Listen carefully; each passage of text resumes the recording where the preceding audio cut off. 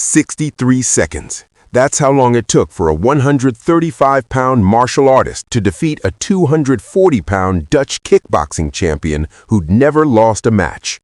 A woman who'd knocked out men twice. In her own ring, in front of her own crowd. Amsterdam, Netherlands, August 1971. A challenge that wasn't supposed to happen. A fight that changed how Europe viewed martial arts forever.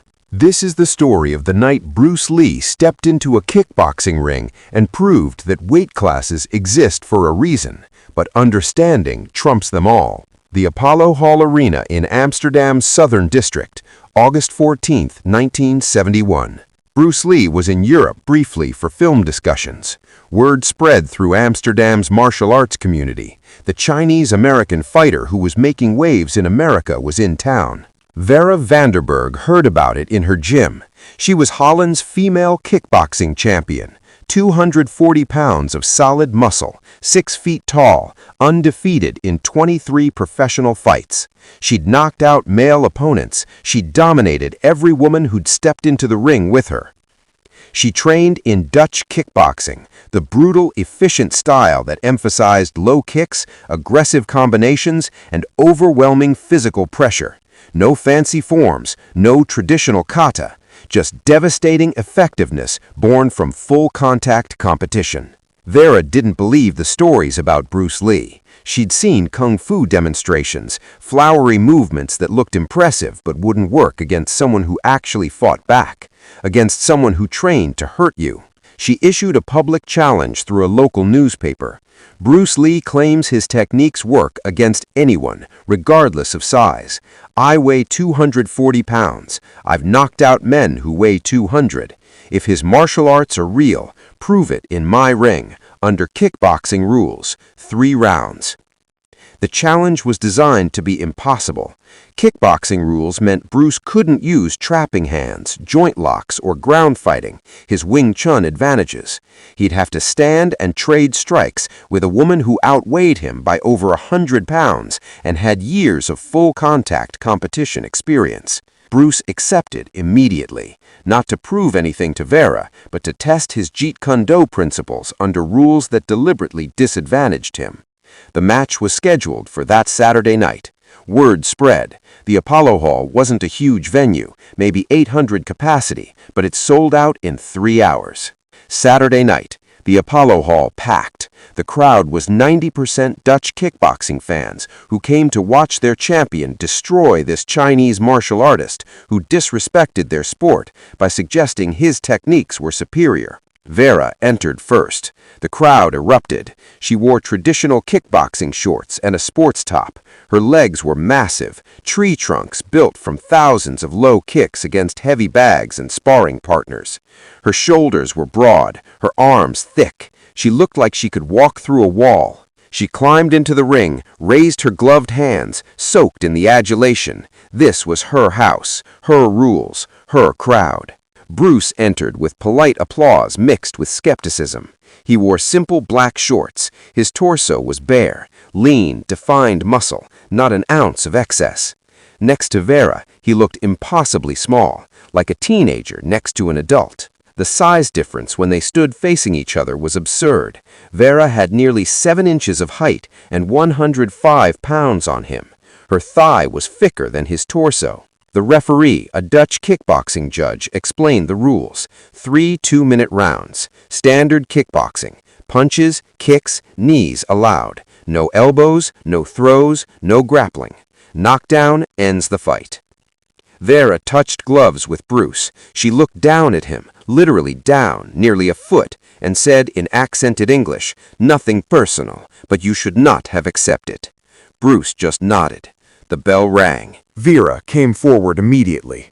Dutch kickboxing philosophy, pressure, aggression, volume. Don't give space, don't let the opponent breathe.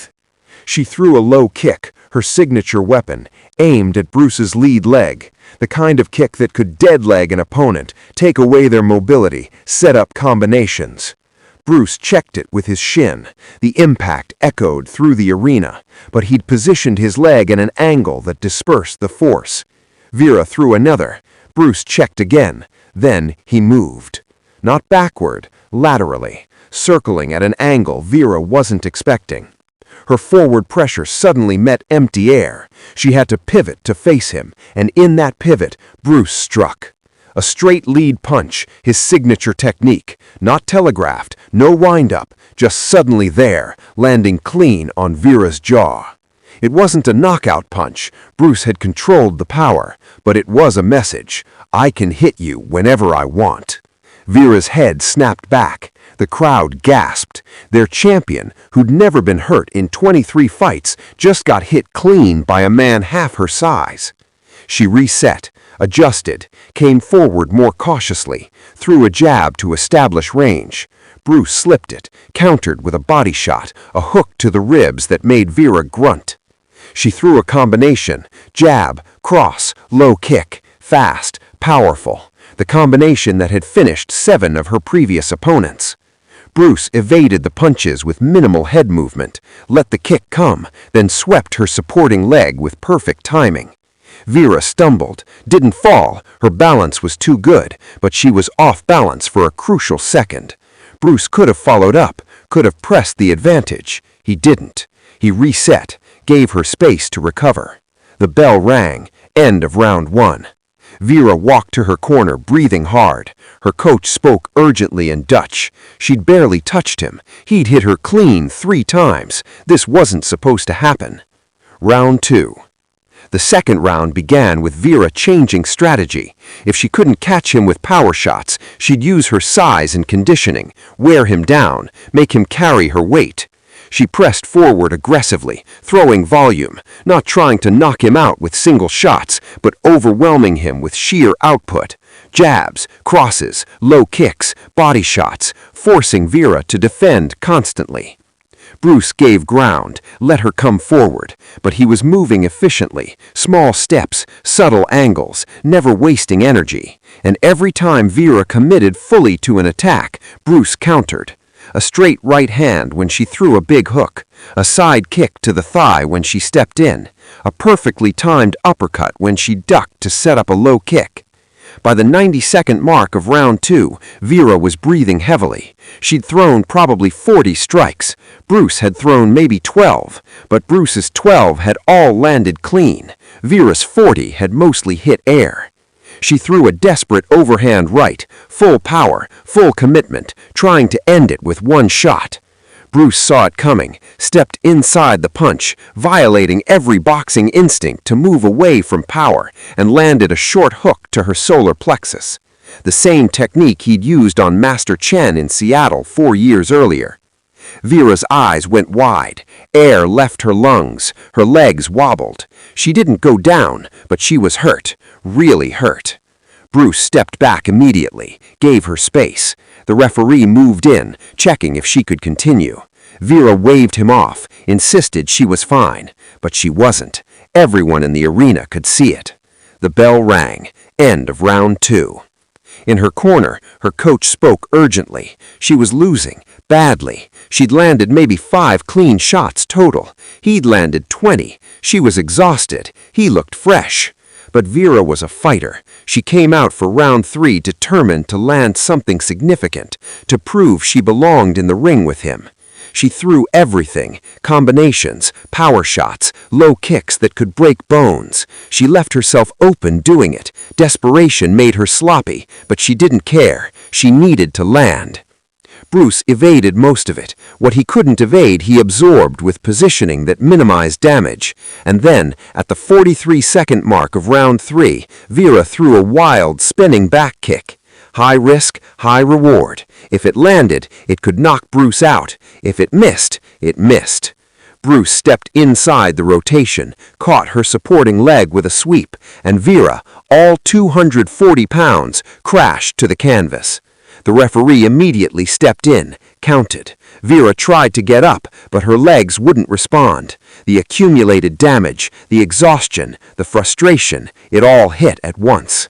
The referee reached 10, waved his arms, fight over. Technical knockout, 1 minute, 3 seconds into round 3. Total fight time, 5 minutes, 3 seconds. The arena went silent. The Dutch crowd had just watched their undefeated champion lose to a man who weighed 105 pounds less than her. Bruce immediately went to Vera, helped her up, spoke to her, words the crowd couldn't hear, but they saw Vera nod, saw her expression shift from devastation to something else, understanding, maybe. After the fight, Bruce stayed in the ring. The referee raised his hand, but Bruce pulled away, walked to Vera's corner.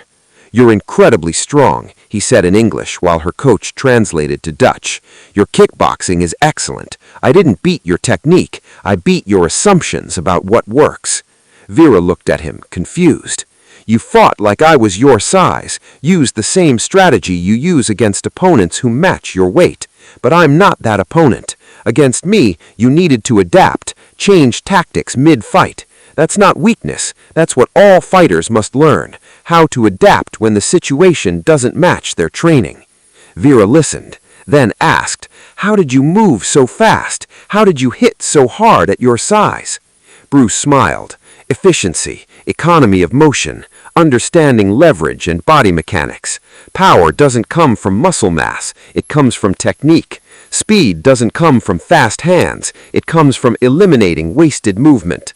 Over the next hour, after the arena cleared, Bruce spent time with Vera and her coach, showed them principles, explained concepts, demonstrated how small adjustments in angle and timing could multiply effectiveness. Vera never fought professionally again, not because of the loss, but because she spent the next 2 years studying Jeet Kune Do, eventually opening one of Europe's first JKD schools in Amsterdam. "Bruce Lee didn't destroy my career that night," she told a Dutch sports magazine in 1973. "He saved it. I was winning fights through size and aggression. That has limits. He showed me there was another level, where technique transcends physical advantages, where understanding beats strength." August 14th, 1971, Amsterdam. 63 seconds of actual combat spread across 3 rounds. A kickboxing champion learned that mastery isn't about never losing, it's about learning from loss. And Bruce Lee proved again that the real victory isn't in the knockout.